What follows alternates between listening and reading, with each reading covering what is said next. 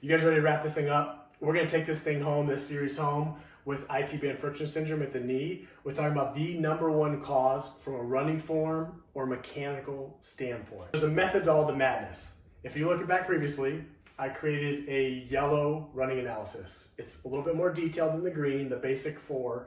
We're looking at 10 criteria, but there's a reason why. Each criteria is pass-fail. If you fail it, it correlates with certain pathologies or injuries that tend to happen. So it helps you to kind of match up, to kind of organize all this in your mind.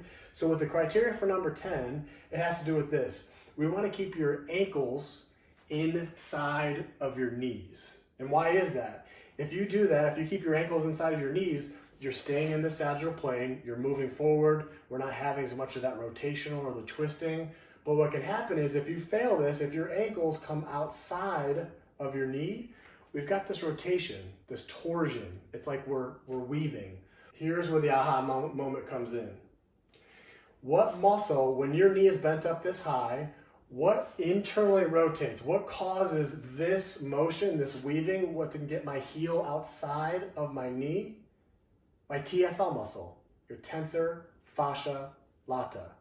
What is that muscle? That becomes your IT band. So hopefully this is making sense to you. If you're using your TFL to internally rotate and to swing your leg forward, not only are you going to have more tightness of your TFL because you're constantly using it, you're not meant to use it for that, it's going to become tighter, but it's also going to affect the play and the mobility of your IT band.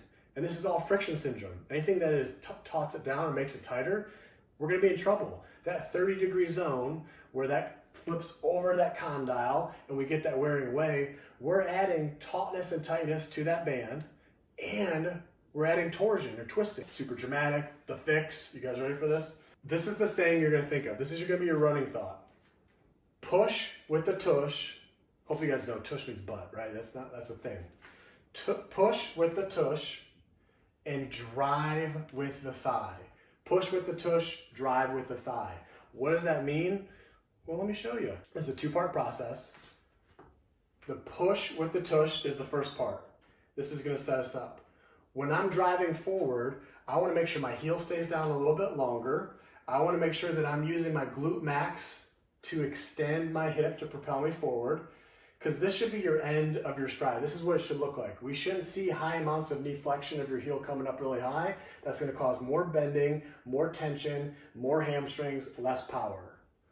By having this be more the back of your stride position, when it comes to coming out of this position, it's a lot harder to use your TFL to internally rotate. It's really hard from that position. It is not an advantaged position for that. But your next thought is drive with the thigh.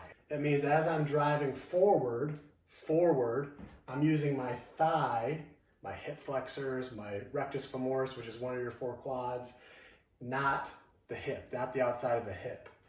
So the other drill that's going to help with that, the second part to this, is the drive with the thigh. Using a step, they've done a study where they show that the #1 exercise that recruits your glute max muscle is these step-ups. So when we're doing this step up, we're going to help to create more firing power. What I'm doing is I'm stepping up. As I'm going up, I am pushing with the tush, so I'm feeling that engage in the tush. And then the second part is I'm driving with the thigh. So in a little more technical terms, we're talking about that push-off phase and then the swing phase. The swing phase is where we get into trouble. That's that rotary. So I'm working on push with the tush, drive with the thigh. And so by doing this, we're going to practice staying on the course, staying in that line. I'm using the opposite arm, opposite leg to mirror that to create that forward momentum. And I'm making sure that I'm driving with the thigh, pushing with the tush, drive with the thigh. To make it a little more simulated, we add the jump. I hope this series was helpful. If you guys have any questions, please drop them below.